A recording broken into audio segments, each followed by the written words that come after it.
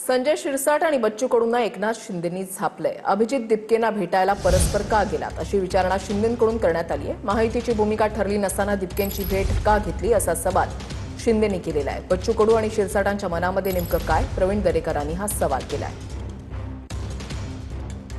त्यांनी भारतीय जनता पार्टीचं एनडीएचं सरकार बदनाम करण्याचा प्रयत्न विरोधी पक्षांनी आंदोलनावर स्वारवून केला।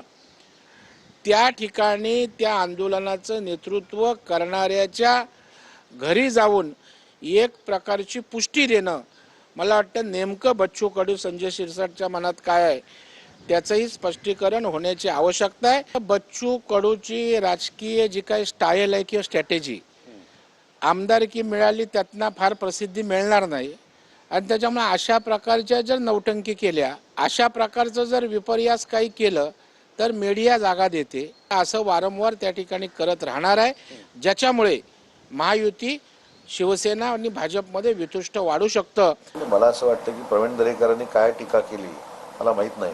प्रवीण दरेकर टीका नाही करणार, आम्हाला सल्ला देतील, कारण ते भाजपातले ज्येष्ठ नेते आहेत। टीका नाही करणार, आम्ही महायुतीमध्ये आहोत। आणि दिपकेंच्या बाबतीमध्ये मी सुरुवातीलाच आपल्याला सांगितलं, त्यांनी जे आंदोलन केलं होतं ते विद्यार्थ्यांचं आंदोलन होतं, त्याला माननीय नरेंद्र मोदी साहेबांनी न्याय दिलेला आहे। त्याच्यामुळे त्यांच्या आंदोलनाचा विषय आमच्यासाठी